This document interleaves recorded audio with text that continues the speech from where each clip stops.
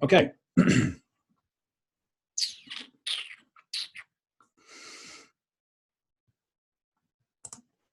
Okay, so, right, 3, 2, 1, bang.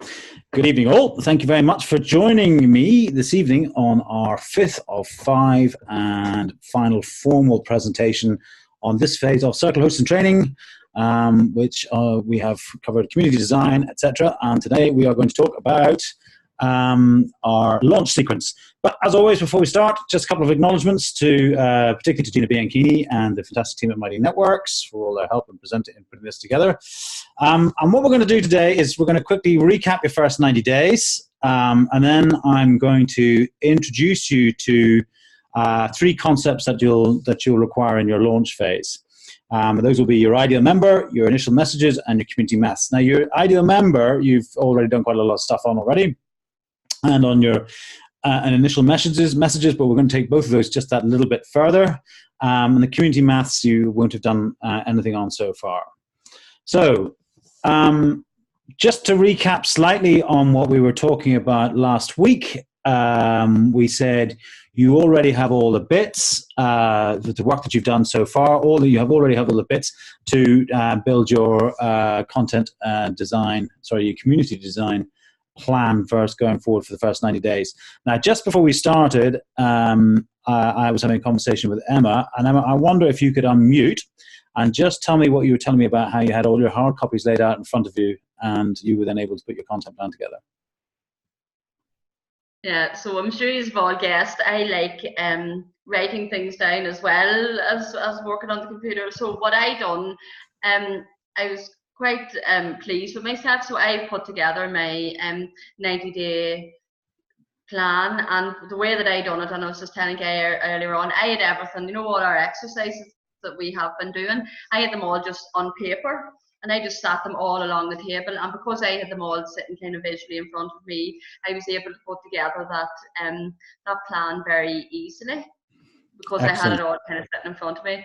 And I was saying I'm fortunate enough, we kind of have a lot of content that needs to be shared, and I feel that could fill this quite easily, which made it easier as well, you know. Brilliant, Emma. Thank you. So yeah, so the key thing is that actually, if you get yourself organized, if you need to, if you haven't handwritten them out, and usually we had this conversation before, but we usually do it electronically. Sometimes it's really easy just to print them off and lay them off in front of you.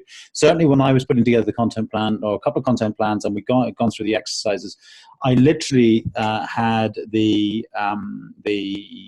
all the when we did all the brainstorms, the 2 brainstorms that you did, I had them laid out in front of me. I was able to literally click and copy and paste and drop them in to each of the elements in the content plan. So that's the stuff that I've seen on that this week has been really good. Really, you've obviously all picked up the concepts really quite easily, and hopefully we can now use that to take us on to the next stage. So the homework, as I said, was to produce a content plan for the first 90 days. As I said, you've done quite well on.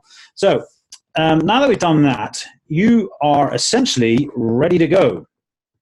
You have an important reason to bring people together. You're leading people to master something interesting as a community. You know the transformation that you can help people have and the results that they want to generate. So be confident in yourself that they need you. With community design, you've got the right mindset for learning, trying stuff, and reframing your success. You understand the principles behind it, and you know how you're going to go forward now. You've written down a great plan for a whole year, and starting with a concrete and detailed plan for your first 90 days. So there's nothing scary about this now. You know what you're going to be doing over the next year, and you certainly know what you're going to be doing for the next 90 days. You've got your own personal story to capture people's attention and show that you are an amazing host, and I'm going to touch on this bit again in a minute. And you know where to look if there's a problem, and also who to lean on as you reframe and work through challenges, i.e., that's us. Everybody in this room, myself, particularly myself and Eve and Alison, we've been there and done it as much as anybody in this part of the world, and we have a pretty good idea of what we're about. We're also genuinely interested in helping. So, as you say, if you get stuck anywhere along the way, just come back into the circle or reach out to us individually, and we'll do our level best to help you out. So, but most importantly, you know that a thriving community is about offering your members transformation and results. So going right back to what we said at the start, What you're doing is offering your members transformation and results. But having said all of that, I get it that your fears may still be stronger than all of these amazing assets put together. So despite myself, all this wonderful work and all these wonderful words of Guy going, yeah, you got it. Don't worry about it. It's dead easy. You know what you're doing. You've got all the assets in place. You're all going, really? Don't worry. You're no different from anybody else. All right? The things that are going through your head right now are, what if no one comes? What if people show up and hate it? What if no one will pay for it? Not that we're going to ask them to straight away, but what if they hate my decision to use a Bismarck circle? Never going to happen. And what if it's all too much work for me? And these are all typical questions that are going, and worries and fears that are going through your head. So really, please don't feel that that you're any different from anybody else at this stage. But I hate to use that common American phrase. Sorry, Shelley, not meaning to be rude about that one. But you have got this. You really have. But also remember that launching isn't about you. It's actually about those three things that I mentioned earlier on. It's about members, it's about messaging, and it's about basic maths, or basic math, as you might say in the US. Okay, so what I want you to do when we're dealing with members, starting with members, is, as always, there is a lovely little exercise for you to do. And this one's going to be relatively easy because you've done an awful lot of this before. But this time, any of you who have done my Grow Your Marketing Strategy course or done any marketing strategy with me, you know that one of the first things that we do is we build a persona. But in this case, the persona is going to be, rather than somebody make it up in your own head, it's actually going to be a real person in your life. Quite often, people use their own experience and base this person there. They put their own name in there and they describe themselves all the way through here. Okay, but what I'd like you to do is picture a real person in your life who has got something to do or will benefit from your circle. Okay, what their name, write down what their name is, and then start asking yourself some questions. They really want to what, but they're being held back by what? The questions that they're Googling about achieving this goal are 1, 2, 3, 4, or however many there are. And the questions keeping them up at night about this goal are what? All right? So, okay, we'll come back to that in a second. The next question you want to ask yourself is, what are the biggest misconceptions that they have about this pain point out? What are those biggest misconceptions? Because you know your subject really well, okay? And you know that your potential circle members are floundering around because they have an issue or a problem that you can solve. And so what I want you to write down is, there's always something that you go, you know, if only they just knew that, then I could really help them out.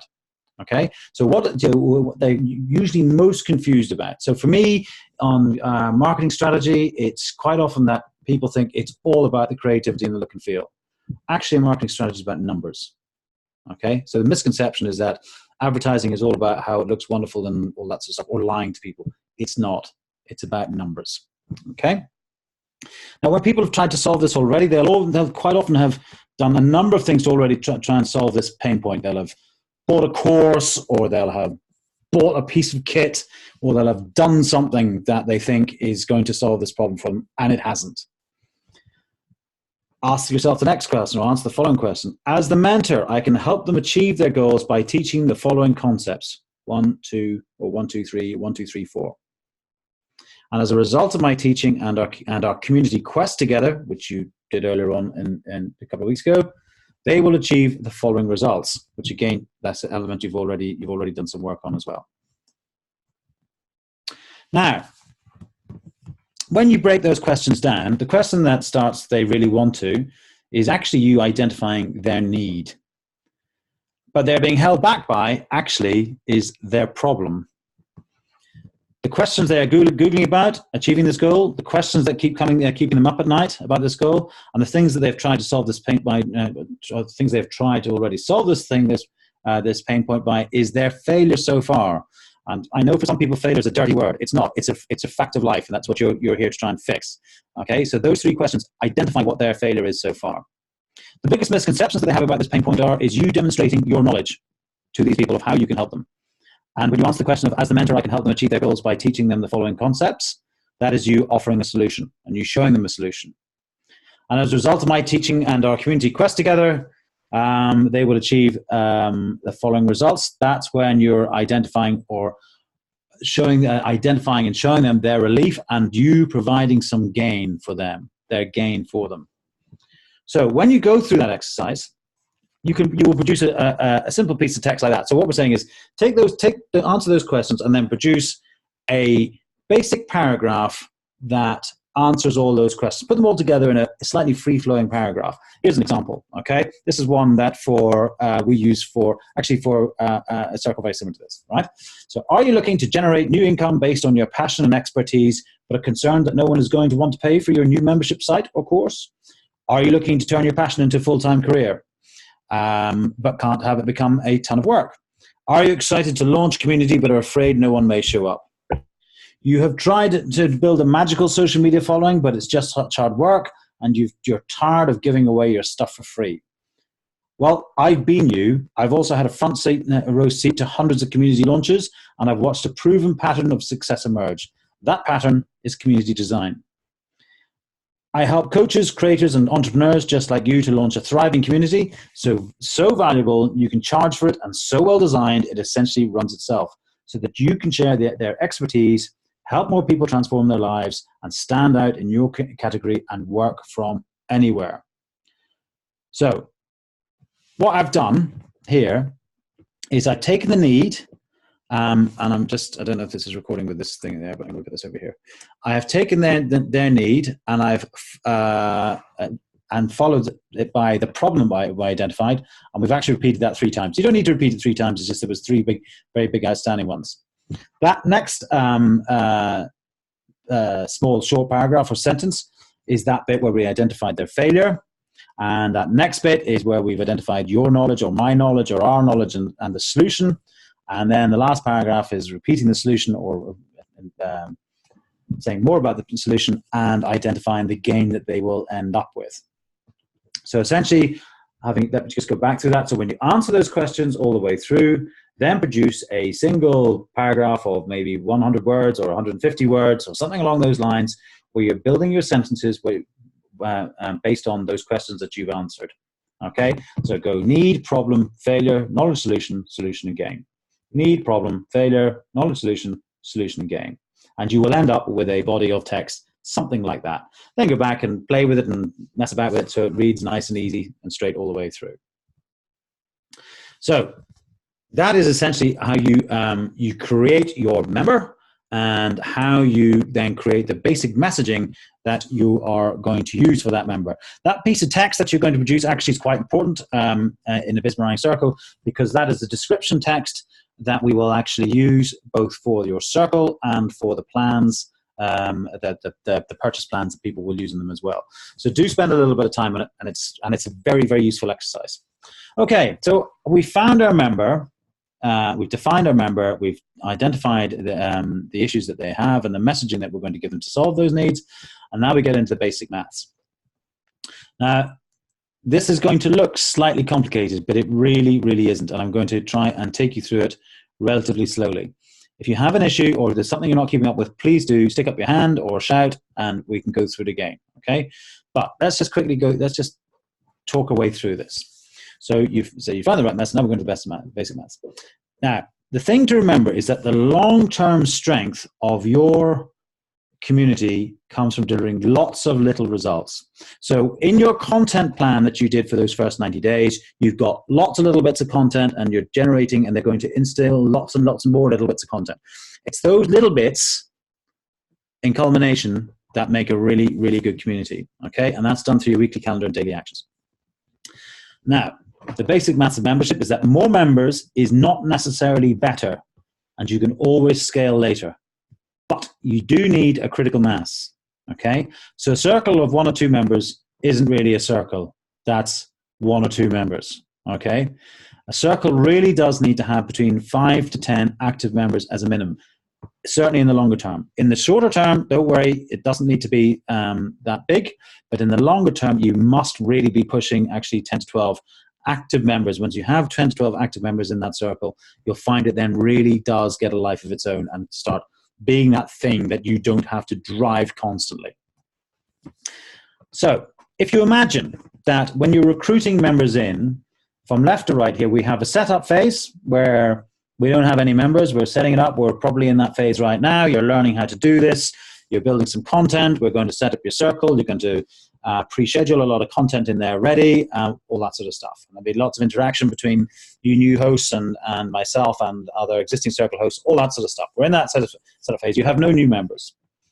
Then you're going to, based on that persona that you just built just a moment ago, that real person, and 1 or 2 or 3 or 4 other people like it, you're going to attract your first 5 members in. Excuse me, okay? And they are really your guinea pig members. And you'll find that, in fact, actually, they're probably not perfect.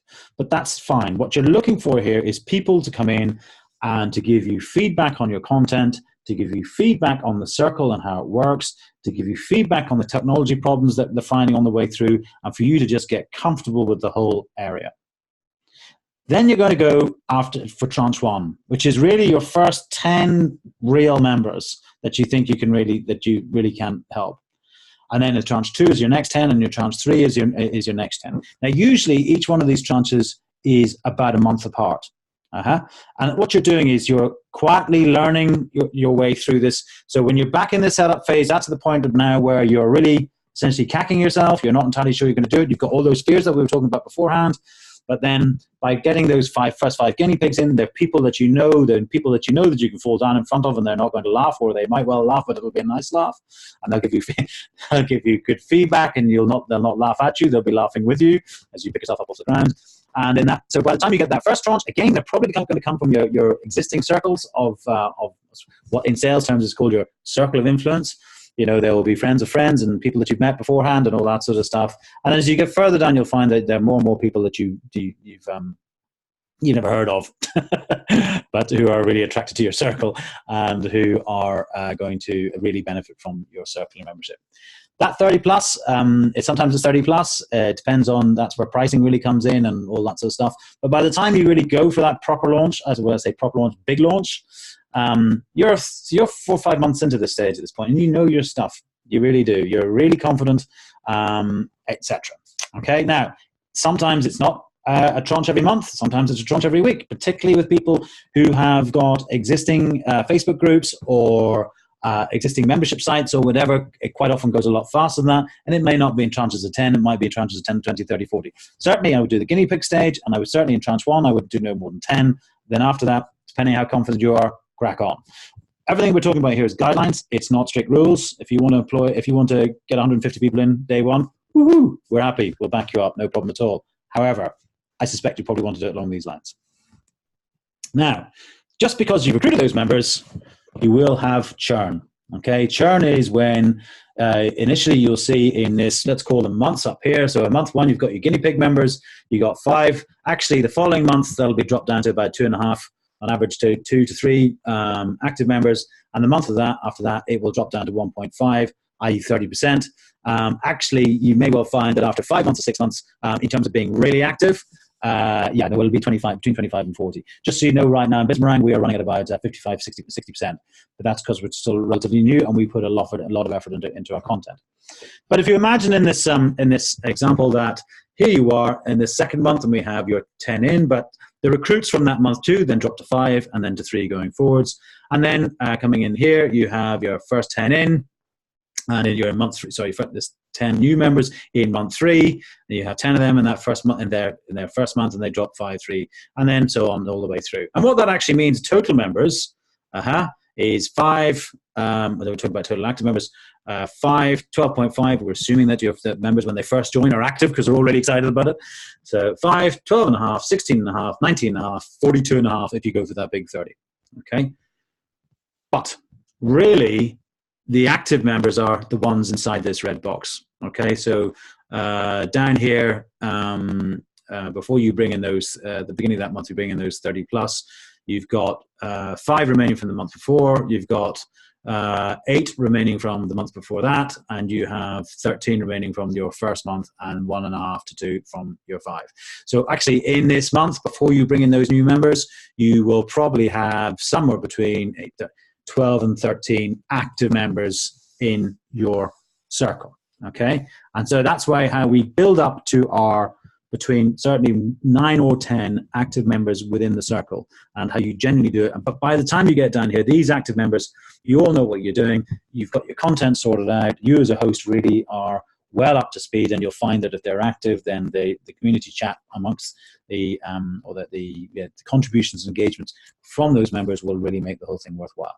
The point being here is that we're not saying run out there and get 50 people in, bang, like that, because really that's not good for them, it's not good for you, not good for your confidence, and it won't have you having the best circle straight away. The next point. So we've looked at there what we're talking about, the maths of the actual membership within your circle as it's ongoing. But there's that recruitment of those three tranches of 10 and that 30 plus. This is a subject that we actually are going to cover in a lot more detail in another course that you don't have to attend just yet, and I suggest that you don't do it for another couple until you certainly have all the basics in place and you're in that area of the second tranche coming through. Then we have a 3-week course where we will take you guys through this. But you still need to know the basics of in attracting in those first 10. So any sales exercise or marketing strategy exercise, actually sales exercise, falls into a funnel. If you've done any sales training before or marketing training, you'll understand the concept of funnels. I tend to use the Google's Moment of Truth theory, where you essentially have 5 phases of the whole customer journey process.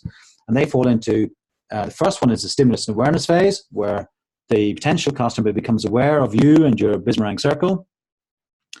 The 0 moment of truth phase is when they get in and do their research on you. So they research the Bismarck, they research the circle, they research all about you, they research the problem. They saying, am I really going to give these people my email address? Am I really going to get involved? You don't know. And you'll find that you may well have talked to, for numbers' sake, up here, talked to 100 people for them to become aware, of which 70 then go and do the research on you, of which then that next first moment of truth is actually when they join, they decide to commit to you or make some form of commitment to you. And that's what's called the first moment of truth. When they actually join your Bismarck circle, you might have started off talking to 100 people, but you might actually only have 30 people come and actually join.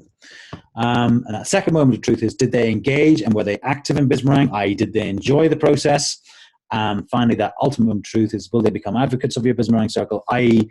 will they put their name to a recommendation or referral about how great this circle is? And the great thing about this is it's a linear process. A potential customer does not join from becoming, or having suddenly heard about that Emma's got this fantastic circle, bang, they've done it straight away. They will go and do the research on you, okay? And it doesn't matter whether you're selling polo mints, polo cars, polo shirts, or whatever. The only difference between each of the 0 moment of truth phase in any of those is the length of time they spend in that phase. Okay, so just understand and believe, take it from me without us getting into too much detail. Stimulus awareness, they become aware. 0 moment of truth is when they move into that research phase, they're checking you out, searching you out on Google and LinkedIn, etc. That first moment of truth is when they commit and they're going to join your circle or buy your product or whatever, or download your ebook or whatever it may be. That second moment of truth is when they engage and did they get what they were expecting and have a good experience. And that last point, that ultimate moment of truth, is what they tell their friends and what they're willing to put their name on. Quick, useful marketing tip here. It is at least 3 or 4 times easier and more comfortable for people to give a negative review than it is a positive review. And that's for their subconscious protection of their own social proof. Now that sounds like a lot of marketing bollockology works, but let me just quickly explain that. Let's say I have a Lexus car and Shelley says to me, Guy, I'm thinking of buying a Lexus. Would you recommend it? Now, if I say to Shelley, yes, you should buy a Lexus, mine's brilliant, and Shelley has a bad experience of it, then subconsciously I think Shelley might blame me. Okay? She'd never say it out loud. She's far too polite, but she might well blame me. If, however, I say, yeah, I really like my Lexus, well, yeah, a couple of teething issues, you want to look around really and have a look around the place. And then Shelley goes around and goes and buys a Ford and loves it and comes back and says, I bought a Ford instead. It's fantastic. Thanks for giving me the hint there. Got your hint. I body swerved that one. I'm not going to do it. I still win because I get lots of positive social proof because I helped Shelley out. Okay? So actually, it's safer for me to give that negative review. Therefore, if I'm going to give a positive review I have to be really sure or incentivized for another reason to give that positive review. Okay, so just don't necessarily always go hunting reviews, and positive reviews are very, very important because, I'll come back to touch on that in a second. Well, the reason why they're very positive is you need to remember that the stimulus and awareness phases are the really expensive bits. Okay, they're expensive and they're time-consuming to do at scale. So do it yourself at small scale to start off with. For example, to gain that stimulus and awareness phase, you might put an awful lot of time churning out a lot of content on social media or buying ad space or whatever it may be. That's the big hello, and that's usually quite expensive. All right.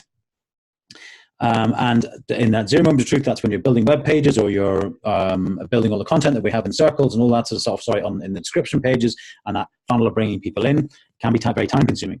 First moment of truth is also, we know BizMeringue is driven by the onboarding experience, and we know the onboarding experience of BizMeringue isn't good enough yet. We're getting there, and we're doing a lot of work on that right now. So we understand that one.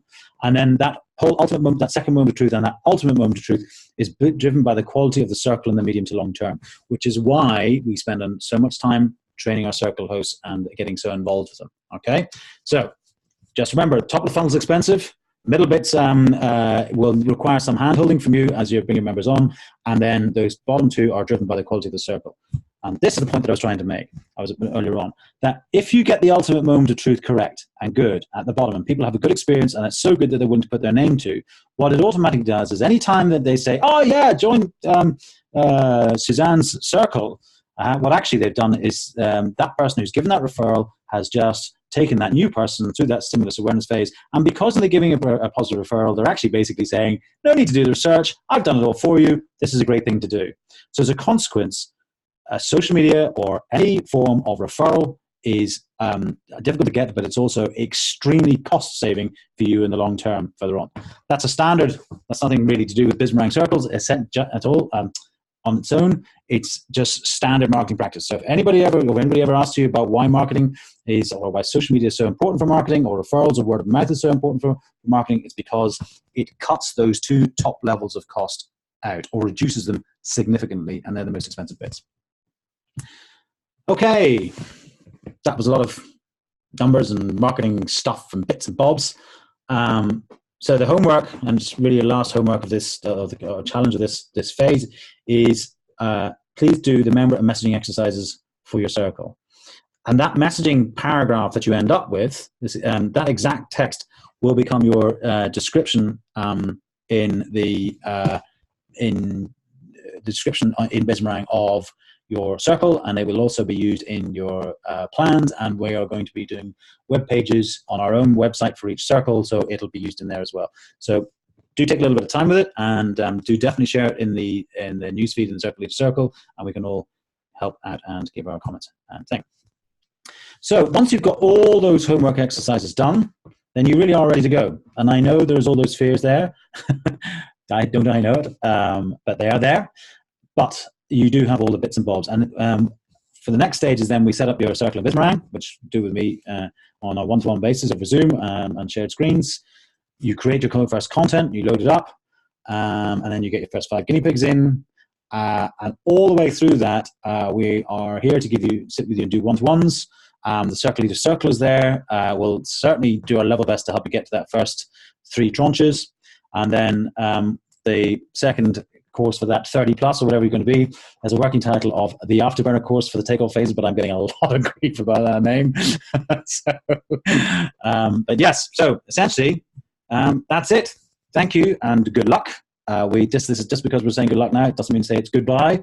It's very definitely going to be picking up with each one of you. I am going to be suggesting a launch date of early January for you guys, and that means that you get as much of your content done, ready and up, and then we've got a campaign running in early January, particularly for those of you in Northern Ireland, of driving your initial memberships forward. So I would really like to get it through the phase where we get those circles set up and ready to go. So with that, I'm just going to open it up, and will you batter me with questions? Jelly. Thank you so much for that. That was so good. I absolutely enjoy your learning from you, Guy. It's very good. My question is on the bringing the first 5 in. So we are pulling them from our other socials from our networks and introducing them to Bismarck. Yeah. Right? Yeah. So I don't feel super skilled at that part of it, of saying, here's how we do it. Here's how you do, get on Bismarck. Is that the next phase of yeah, that's that I will. So when we are setting these, when we're setting a circle up, I will take you through that whole process. Okay. And I'll do it with dummy accounts, and we'll show you, this is what they're going to see at this stage. This is what they're going to see at this stage. And this is where you need to be. Okay. So absolutely. And that's why we say we do it with that first 5, and those first 5 guinea pigs, they don't even need to have to be people that you'll pull in from your existing social media circles. I'd go for your existing social circles, to be perfectly honest. People that you really know and trust, and take them through, because they'll be honest with you. Because whether you're setting up Facebook groups or you're setting up Bismarck circles, there are always those teething problems, and we're there, A, to help you get through as much of them as possible, but B, you're still going to trip up here and there, and best to do it amongst friends. Does that make sense? Yeah. Cool. Thank you. No worries. Hi, can I ask a question there? Sure, of course. Once you're a bit further on, is it possible to put this circle on the website, for example, the Hub's website, for example? Yeah. You mean hosted on there, or? Yeah. Well, it's all held within the Bismarck platform at the moment. So, but is there a way of putting that on our website? No, unfortunately not at this stage. No, there isn't, unfortunately. Okay. So, you'd have to. No, I mean, if you were going to do it, you'd have to find a website that had all the chat functions and all that sort of stuff in there. So, right, that's a good point. Yeah, so you got to remember this is not just about the content that you fire up there. I think it'd be a very good idea to repeat some of the content that you put up there. No. I was talking almost like having a login for the actual circle members. Oh yeah, absolutely. Oh, sorry, no. Of course, you can put a link in there. Yeah, absolutely. Oh, no problem at all. No, absolutely no problem at all. Okay. So there will be links on. We'll create a page on our own website for each circle, and there's a direct link in there as well. So. And actually, when you build your plan, we cover this on a one-to-one. But when you build your circle and you get it all there, and it's automatically got the recruitment process in there. This is where people sign in. This is the description that they see. This is and you lay out your features of that description of that circle before they sign in, and then they sign in and they're in. Okay. And then you in there will have other featured posts, etc., that they can read straight away and understand. And then quite often circle hosts will go and find them in there and talk them through and say hello and show them the members. But you also create a plan. And a plan is when you say, this is where people can join, or when they join and they're going to pay. So, for example, most of you that when you came into Bismarck will have clicked the the automated free button that is free plan to come and join Bismarck. Well, your circle has exactly the same thing. So when you start charging for it, you actually create a plan that says, yeah, this is going to cost you $4.99 or whatever it is it's going to be. So we create, and when you create a plan for just joining the circle for people who are already members of Bismarck, and they might be members of other circles, but they can just join. That plan takes them straight to your circle. If they're not a member of Bismarck, you create a plan, what's called an external plan, which automatically brings them into Bismarck. They sign up for Bismarck, and then takes them to your circle as well. So yeah, and both those links will be on. You can put them wherever you like, in emails or websites or whatever. LinkedIn, not a problem. Oh, that's brilliant. So if I can jump in, sure, yeah. Shelley, Suzanne, Emma, feel free to join, and it is free. Catalyzing Connections, and act like your own circle host within that circle. So put up a post that speaks to your subject matter, Shelley, networking, perhaps some of the people who came to Fermanagh but aren't yet in your existing networks. Maybe they're Northern Ireland based. And then put up a weekly post that's about your stuff. With luck, you'll pull in some of the existing, I think there's about 40 people who are not terribly active in it yet. But you'll get a feel for what it's like to put up a quick post, what it's like to put up an article. Just consider it your space. I'm not at all precious about it, because in fact, I really want the people who are there, it's literally about catalyzing connections, to meet other people. This is not where I'm selling my wares. So by all means, consider it a place to try out content, try out a poll. It'll be a random group, and then pull your 5 people from there, so that when you do set up your circle, you've got your 5 active guinea pigs. If you join up with Karen's The Word is Microbiome, it's free for the first month. Go on into that circle, and you can see how Shane and Guy and Allison and Karen and I have created 4 or 5 months now worth of content, where she puts up a post and we're just chiming in. And again, I think as Guy has pointed out, we all joined to be polite. None of us expected to like it. And all of this really interesting, oh, Suzanne, you're in there. All of this interest, like lunch boxes. What are we packing in lunch boxes? Like, who knew? So I think the best way to really get rid of the fear is to just dive in and do it. Yeah. And when you do it in catalyzing connections, and also in the circle leader circle, you're amongst friends. And in both of them, and particularly again the circle leader circle, because everybody in there has been through what you've done, what you've just done, and they've launched circles as well. So yeah, absolutely, just go and enjoy and do and try and fall on your face. Not that you actually will, but you'll think that you might fall on your face, but you don't actually really. And don't worry, we're all there to help you and for you to learn. Cool. Shane, have you got anything you want to chuck in here?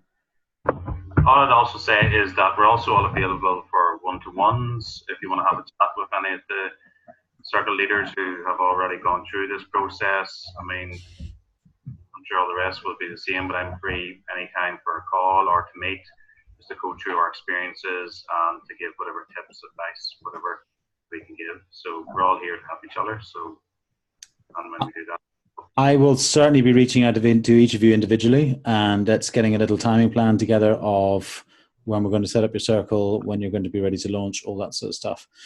But then just because you're talking to me, you might get bored of my voice. Definitely go and batter somebody else as well. I think it's probably going to be a bit of trial and error as well, and it's a bit kind of learning as you go, and taking the feedback and adjusting from your community and from yourselves that have been through this process. Yeah, and that's why we do it in those, that guinea pig, tranche 1, tranche 2, tranche 3, because you're just learning all the way through. So by the time you open it up to really go for it on terms of membership site, etc., or membership, you know what you're doing at that stage. You really do. Yeah. Okay. Any more? I was reading a thing today, and it was very interesting. They said, if you had a group of people, say you have a group of people and they don't have a name already, you're not just moving one group into Bismarang from something else, but that was a good idea on all your social media platforms to engage with them at the start and say, I'm thinking of starting this circle. What shall I call it? What should the content be? So that you're sort of seeding that idea all the time with them, and then you're moving them in, and then they already feel part of a community even before they're in the circle, which I thought was very good. Yeah, like that. Yeah. Also, when someone has invested in some matter of fortune, whether that be, as you say, helping to come up with a name, then they feel a lot closer to that circle, to that community, and it's only going to help them to engage even more. Yeah, absolutely. Have you had any experiences, Guy, Shane, Eve, Alison, of changing the names of circles along the way? Does it confuse people at all, or do they usually? Well, I'll give you a good example of that. When I started Bismarang, the original name Bismarang was Referral Tuesday, and that's because it was every Tuesday we'd have a meeting, a Zoom meeting started off. Every Tuesday we'd have a Zoom meeting, and called it Referral Tuesday, so that's when we met. And then I But as the group continued to grow and it went beyond just referrals, they changed it to the name of Bismarang, which I thought was a bit more all-encompassing. And when I did that, there was a few different members were like, "Why are you changing the name? So this is Referral Tuesday. Do not change the name." But within a short period of time, over that, and now they would I think most of them would say that they like Bismarang, and they see that how it is a better name for the community, and most of them have probably forgotten that it ever was called Referral Tuesday. So yes, at the time you may think it's a big thing changing the name, but perfectly honest, as long as you explain to the community and get their input and so that they feel that they're a part of that decision in some way or in some way, that's not just you throwing these changes at them without any input at all. I think as long as you take them along on that journey, then I can't see any issue from your members trying to change it. No, I guess it comes back to the content and engagement. Sorry, Suzanne, say that again. No, I guess even when you're changing the name, it still comes back to the content that you're giving them and the engagement with them. Yeah. Exactly. Yeah. Yes. I also think Shane's being pretty modest because he's 2,000 members on, at least more than when it was Referral Tuesday. One or two more. Yeah, just a couple thousand, but yeah, whatever. No, but Suzanne's absolutely right. And to be honest with you, I actually don't go into the Bismarang Facebook page really for much more than to catch up with the people, maybe to answer a question or whatever, but really to catch up with the people I know. It comes down to that content and engagement. It's really all about who's in there. Yeah, I must admit, I go into the Facebook page, the Bismarang Facebook page, almost under duress. I tend to use only Facebook now. If I'm watching TV between the advert breaks, then I'll nip into Facebook at that stage. And because there is quite a lot of noise going on in the Bismarang Facebook page, then I end up being in there as well. No, I leave the Bismarang Facebook page to Shane.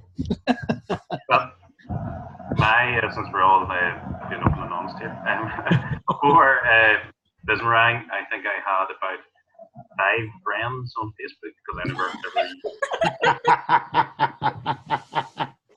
never ever used it and didn't see the point of it. And you think I'm the last person to start social media communities, but yeah, I mean, I just thought that people talking about their holidays and posting. Well, that's the problem with it. That's why we've created these circles. Now, before we go any further, otherwise this video is going to be really, really long. I'm going to stop the recording. So unless there's anybody got anything else that they want to really chat about, well, too late now. I have a question for Shane, but you can stop.